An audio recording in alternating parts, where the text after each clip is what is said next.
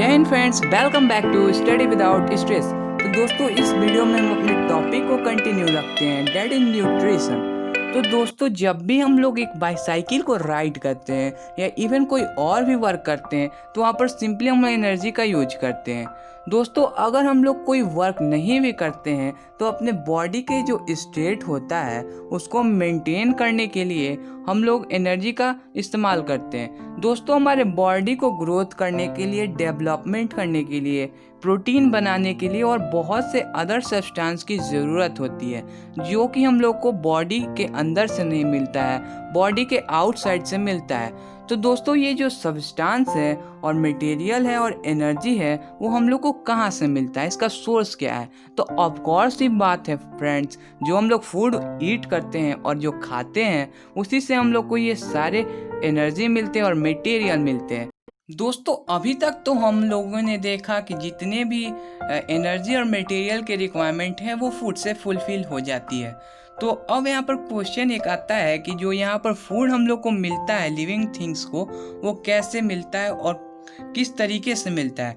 तो दोस्तों, जैसा कि जनरली रिक्वायरमेंट जो एनर्जी और मटेरियल का होता है सारे ऑर्गेनिज्म में कॉमन होता है, लेकिन जो फुलफिल्ड करने का जो तरीका होता है वो डिफरेंट ऑर्गेनिज्म में डिफरेंट होता है। कुछ ऑर्गेनिज्म जो है simple food material obtained from inorganic source, मतलब जो इनऑर्गेनिक सोर्स से मिलता है like carbon dioxide and water, उससे फुलफिल कर लेती है। उनको हम लोग सिंपली कहते हैं एट्रोट्रॉफ्स। और इनके अंदर आते हैं हम लोग को ग्रीन प्लांट्स, जितने भी ग्रीन प्लांट्स हो गए और जितने भी बैक्टीरिया हो गए। और लेकिन कुछ ऐसे भी ऑर्गेनिज्म हैं जो कॉम्प्लेक्स सब्सटेंस को पहले ब्रेक डाउन करते हैं इनसाइड द बॉडी और फिर उसको यूटिलाइज करते हैं अपने ग्रोथ के लिए। तो दोस्तों, इसको अचीव करने के लिए सिंपल से कॉम्प्लेक्स से सिंपल सब्सटेंस में कन्वर्ट करने के लिए हमारे पास एक बायो कैटलिस्ट होते हैं, that is called enzyme. So friends, यहाँ पर एक क्वेश्चन बनता है कि व्हाट इज एंजाइम्स। सो इसका सिंपली आंसर होगा कि enzyme is bio catalyst which help to convert complex substance into simple ones. तो दोस्तों, हम लोग यहाँ पर कह सकते हैं कि जो हेट्रोट्रॉप्स होते हैं वो डायरेक्टली और इनडायरेक्टली जो एट्रोट्रॉप्स होते हैं उन पे डिपेंड रहते हैं। दोस्तों, हेट्रोट्रॉप्स के अंदर एनिमल्स जितने भी होते हैं, ह्यूमन बींग्स होते हैं वो और फंगी होती है, ये सारे आते हैं। तो दोस्तों, अब हम लोग बात करते हैं मोड्स ऑफ न्यूट्रिशन की। तो फ्रेंड्स, हमारे पास दो मोड्स ऑफ न्यूट्रिशन प्रेजेंट है। पहला है autotrophic mode of nutrition and second one is heterotrophic mode of nutrition. तो फ्रेंड्स, पहले इस वीडियो में हम लोग एट्रोट्रॉपिक मोड ऑफ न्यूट्रिशन की बात करेंगे, फर्दर आगे हम लोग देखेंगे हेट्रोट्रॉपिक मोड ऑफ न्यूट्रिशन। तो फ्रेंड्स, जो कार्बन और एनर्जी की जो रिक्वायरमेंट है वो एट्रोट्रॉपिक ऑर्गेनिज्म फुलफिल कर देते हैं with the help of photosynthesis, जो कि शायद हम लोग 3-4 क्लास से ही पढ़ते आ रहे हैं। तो ये एक प्रोसेस है जिसमें ऑटोट्रॉपिक जो होते हैं एट्रोट्रॉप्स, वो क्या करते हैं, सब्सटेंस को आउटसाइड से लेते हैं और उसको कन्वर्ट कर देते हैं into stored form of energy. तो दोस्तों, अब हम लोग इसको डिटेल में देखते हैं कि फोटोसिंथेसिस क्या होता है। तो दोस्तों, जैसा कि हम लोग जानते हैं कि फोटोसिंथेसिस में सिंपली क्या होता है कि कार्बन डाइऑक्साइड और वाटर को हम लोग कन्वर्ट कर देते हैं carbohydrate in the presence of sunlight and chlorophyll. अगर इसको हम लोग इंग्लिश में बोले तो डिफाइन करें तो ये होगा, it is a process by which green part of the plant synthesize organic food in the form of carbohydrate from CO2 and H2O in the presence of sun. तो दोस्तों, जो कार्बोहाइड्रेट फोटोसिंथेसिस प्रोसेस के बाद जो बन के आता है उसी से जो प्लांट है अपने एनर्जी के रिक्वायरमेंट को फुलफिल करते हैं।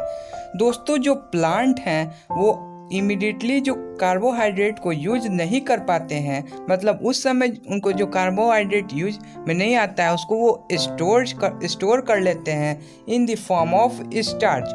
फ्रेंड, ऐसा ही कुछ हमारे केस में होता है, मतलब ह्यूमन्स ब्रेन के केस में होता है कि जो जो एनर्जी इमिडिएटली यूज नहीं करते हैं ह्यूमन बींग्स, उसको स्टोर कर लेते हैं इन द फॉर्म ऑफ ग्लूकोजिन। और फ्रेंड्स, अगर जैसे कि प्लांट को एनर्जी की रिक्वायरमेंट हुई फिर से, तो वो फिर से क्या करेंगे कि जो स्टार्च है उसको कन्वर्ट करेंगे कार्बोहाइड्रेट में और एनर्जी को यूटिलाइज करेंगे अपने वर्क के लिए। ऐसे ही हम लोग ह्यूमन बींग्स भी यही काम करते हैं। जब भी हम लोग को फिर से एनर्जी की रिक्वायरमेंट होती है तो हर टाइम तो हम लोग फूड नहीं खाते हैं, तो उसी हम लोग जो स्टोर एनर्जी करके रखते हैं उसी का इस्तेमाल हम लोग करके अपने उस टाइम के एनर्जी रिक्वायरमेंट को फुलफिल करते हैं।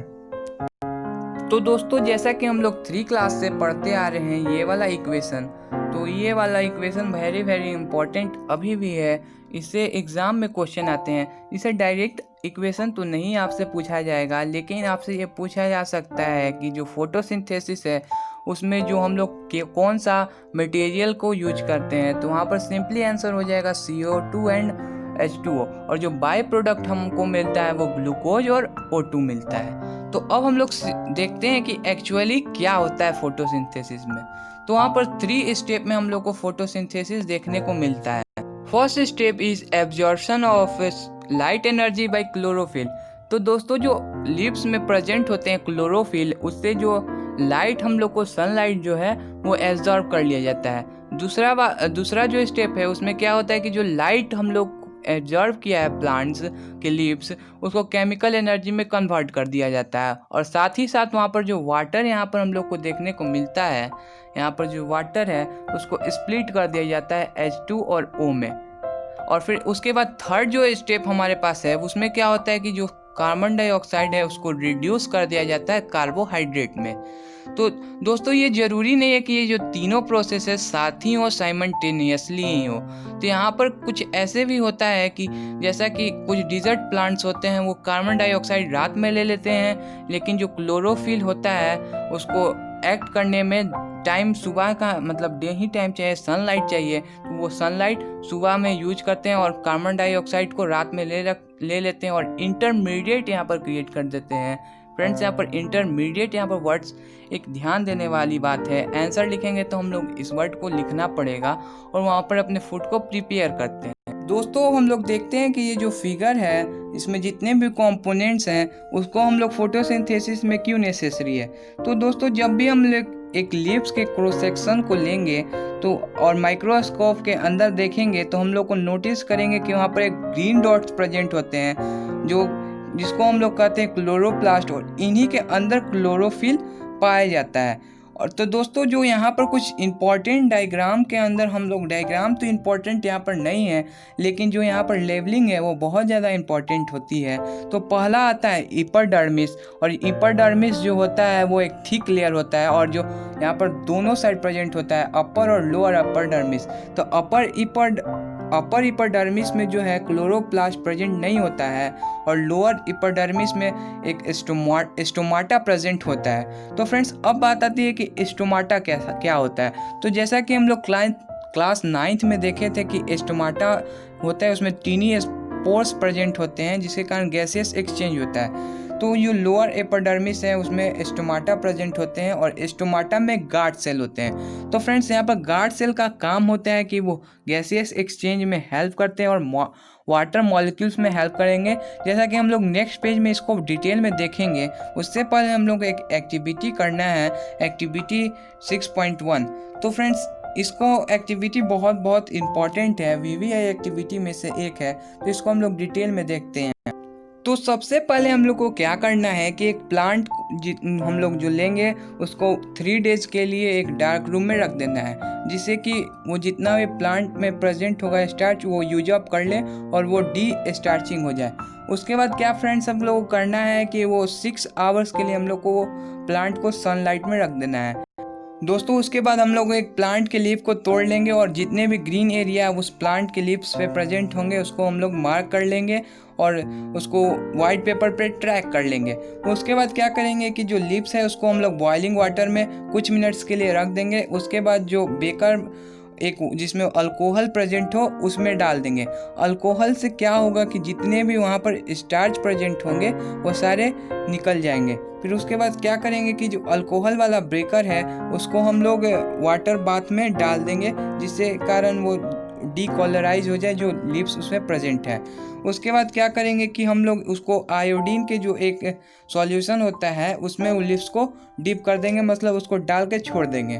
फिर उस लिप को हम लोग एक रेनाइज कर देंगे, मतलब धो देंगे वाटर से। सिंपली टैप वाटर जो हमारे पास प्रेजेंट है उसको धो देंगे। अब हम लोगों को कुछ ऑब्जर्व करना होगा कलर में। तो आइए फ्रेंड्स हम लोग देखते हैं। जैसा कि इस फिगर में भी हम लोग देख सकते हैं कि बिफोर ये कैसा था, ग्रीन और वाइटिश, और आफ्टर इसका ये जो कलर हो जा रहा है वो ब्लू ब्लैक हो जा रहा है। तो फ्रेंड दो ऑब्जर्वेशन हम लोग को देखने को मिलेगा। पहला कि जो लिप्स का जो कलर हो जाएगा वो पैचेस दो टाइप का आ जाएगा। फर्स्ट आ जाएगा ब्लूइश ब्लैक और सेकंड आ जाएगा वाइट। तो ब्लूइश ब्लैक जो एरिया है वो स्टार्च को पहले ले रहा था, जो पहले जहाँ पर स्टार्च प्रेजेंट होते थे वहाँ पर ब्लूइश ब्लैक कलर आ जाएगा, और जहाँ पर कुछ नहीं था, स्टार्च नहीं था, वो वाइट कलर ही रह जाएगा। ब्लूइश ब्लैक एरिया जैसा कि हम लोग देखें कि वो ग्रीन कलर का पहले था, और जो नॉन ग्रीन एरिया था वो वाइट हो जाएगा। दोस्तों इस एक्टिविटी से हम लोग कंक्लूड क्या कर सकते हैं, चलिए उसको हम लोग एक बार देख लेते हैं। तो दोस्तों ये एक्सपेरिमेंट हम लोग को प्रूव करता है कि क्लोरोफिल कंटेनिंग एरिया, मतलब जहाँ पर ग्रीन प्लांट्स है, वही सिर्फ स्टार्च को प्रोड्यूस करते हैं, जो कि एक फोटोसिंथेसिस का पार्ट। तो दोस्तों जैसा कि हम लोगों ने क्लास 9th में देखा था कि स्टोमाटा होता है, उसमें टीनी पोर्स प्रेजेंट होते हैं, जिससे जितने भी गैसियस एक्सचेंज होते हैं, मैसिव गैसियस एक्सचेंज यहीं से होता है। लेकिन कुछ अनदर प्लेस है जैसा कि स्टीम हो गया, रूट हो गया और लिप्स हो गया, जहाँ से गैसियस एक्सचेंज होते हैं। तो यहाँ पर जो अमाउंट ऑफ वाटर यहाँ प्लांट में लॉस्ट यहाँ से बहुत हो सकता है, इसीलिए इस पोर्स का ओपनिंग, यहाँ पर जो पोर्स है उसका ओपनिंग और जो क्लोजनिंग है उसको मेंटेन करना होगा। तो इसका काम करने का जो होता है, ये काम जो होता है हम लोग का गार्ड सेल करता है, the opening and closing of the pores जो यहाँ पर है उसको मेंटेन करता है गार्ड सेल। तो फ्रेंड्स वहाँ पर वाटर मॉलिक्यूल्स जो होते हैं इनको मेंटेन करता है यही गार्ड सेल। तो ये क्या होता है सिंपली कि गार्ड सेल जो होता है स्वेल कर जाता है, और जो वाटर है वो इसके अंदर आ जाता है, और जब ये श्रिंक करता है पोर्स, तो जब बंद हो जाता है तो वाटर मॉलिक्यूल रिलीज कर देता है।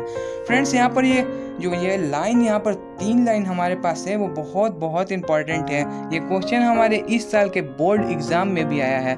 सो फ्रेंड्स प्लीज़ इसको आप नोटेड डाउन कर ले अपने कॉपी में। दोस्तों अब हम लोग देखते हैं नेक्स्ट एक्टिविटी, दैट इज 6.2। तो दोस्तों इस एक्टिविटी में हम लोग को क्या करना है कि हम लोग को प्लांट्स ले लेना है और उसको डार्क रूम में 3 दिन के लिए रख देना है, जिससे वो अपने स्टार्च को लूज कर दे और डिस्टार्चिंग हो जाए। फिर वहाँ पर जो प्लांट का जो ए प्लांट है उसको क्या करना है कि उसके बगल में एक KOH मतलब पोटासियम हाइड्रोक्साइड रख देना है, और उसको एक बेल जार से कवर कर देना है। और जो सेकंड प्लांट है उसको सिर्फ एक बेल जार से कवर कर देना है, उसमें KOH नहीं रखना है। फिर जो बॉटम है उसको वैसलीन से हम लोग सील कर देंगे, जिससे कोई भी एयर टाइट हो जाए, वहाँ पर एयर ना जा पाए। और फिर उसको हम लोग क्या करेंगे कि सनलाइट में 2 घंटे के लिए रख देंगे। तो दोस्तों जब हम लोग उसके लीव्स को तोड़ेंगे और उसको प्रेजेंस ऑफ स्टार्च को टेस्ट करेंगे, देखेंगे, तो वहाँ पर हम लोग को देखने को मिलेगा कि वो जो स्टार्च का क्वांटिटी है वो डिफरेंट आएगा दोनों प्लांट्स में। तो दोस्तों इसके ऑब्जर्वेशन को हम लोग एक बार देख लेते हैं। तो दोस्तों जो प्लांट्स का लीव जो बी था, जिसमें पोटासियम हाइड्रोक्साइड नहीं था, वो ब्लू ब्लैक हो जाएगा, और जो प्लांट जिसमें था पोटासियम हाइड्रोक्साइड वो कलरलेस रहेगा, पेल कलर रहेगा, मतलब बहुत फीका कलर, हल्का कलर में रहेगा। तो दोस्तों ये एक्सपेरिमेंट से हम लोग ये कंक्लूड कर सकते हैं कि जो CO2 है बहुत ही इंपॉर्टेंट होता है फोटोसिंथेसिस में, क्योंकि जो पोर्ट बी था उसमें CO2 प्रेजेंट था, और जो पोर्ट ए था उसमें KOH था, पोटासियम हाइड्रोक्साइड, जिससे वो जो कार्बन डाइऑक्साइड को एब्जॉर्ब कर लेता है, और वहाँ पर कार्बन डाइऑक्साइड एब्सेंट था, इसीलिए वहाँ पर स्टार्च का फॉर्मेशन नहीं हुआ, वहाँ पर फोटोसिंथेसिस नहीं हो पाया। तो दोस्तों जैसा कि हम लोगों ने यहाँ पर 2 एक्टिविटी पहले भी देखा कि कैसे जो सनलाइट है वो कितना इम्पॉर्टेंट है फोटोसिंथेसिस के लिए। तो दोस्तों अब बात करते हैं कि और क्या रिक्वायरमेंट होते हैं हेटेरोट्रॉफ्स में। तो पहला तो हमारे पास वाटर होगा। जो टेरेस्ट्रियल जो प्लांट्स हैं वो सिंपली सॉइल से ही वाटर को ले लेते हैं। फिर हमारे पास नाइट्रोजन हो गया, फॉस्फोरस हो गया, आयरन हो गया, मैग्नीशियम हो गया, वो सारे सॉइल से प्लांट अपने रूट के द्वारा ले लेते हैं। और कुछ नाइट्रोजन जो है बहुत ही इंपॉर्टेंट होता है सिंथेसिस ऑफ प्रोटीन के लिए, जिसको प्लांट क्या करते हैं कि वो इनऑर्गेनिक नाइट्रेट और नाइट्रेट्स के फॉर्म में लेते हैं और फिर उसको with the help of some bacteria उसको कन्वर्ट कर देते हैं नाइट्रोजन गैस में और उसको यूटिलाइज कर लेते हैं। दोस्तों इस वीडियो के लिए इतना ही रखते हैं। नेक्स्ट वीडियो में हम लोग देखेंगे कि हेटेरोट्रॉपिक मोड ऑफ न्यूट्रिशन क्या होता है, एमोइबा में क्या होता है, कैसे न्यूट्रिशन का प्रोसेस होता है, फिर से ह्यूमन बींग्स में कैसे न्यूट्रिशन का प्रोसेस होता है। फ्रेंड्स अगर आपको इस चैप्टर का नोट्स चाहिए तो वो मेरे पास अवेलेबल है, लेकिन जो मेरे नोट्स है वो बहुत ज़्यादा डिटेल है और इसको आप लोग को बहुत ही हेल्प मिलेगा एस्टेट एग्जामिनेशन में। बहुत सारे इंट्रेंस एग्जामिनेशन होते हैं जैसे आकाश, फिजी वगैरह, वो सब में आप लोग को बहुत ही यूज होगा, लेकिन बोर्ड पर्पस के लिए वो नोट्स इतने इम्पोर्टेंट नहीं है। तो अगर आपको वो नोट्स चाहिए तो आप कमेंट सेक्शन में बता दो मुझे, मैं उस नोट्स को अगले वीडियो में या इस वीडियो के डिस्क्रिप्शन में लिंक दे दूँगा। और फ्रेंड्स मैं इतना ही कहूँगा कि अगर आपको ये वीडियो अच्छी लगे तो इसको लाइक कर दीजिए और अपने फ्रेंड्स के साथ इसको ज़्यादा से ज़्यादा शेयर किए कि जल्दी से हमारे 1K सब्सक्राइबर हो जाए और हम लोग को बहुत सारे न्यू फीचर देखने को मिले। जैसे लाइव क्लास मैं स्टार्ट कर दूंगा 1K के बाद, और बहुत सारे अदर फीचर यूट्यूब देता है 1K के साथ। तो फ्रेंड्स इस वीडियो को जितना हो सके उसको शेयर कीजिए और अभी तक आपने चैनल पर नए आए हो तो इसको सब्सक्राइब कर दो भाई, और बगल में आ रहे हैं नोटिफिकेशन बेल को भी दबा दो। Thanks for watching. जय हिंद।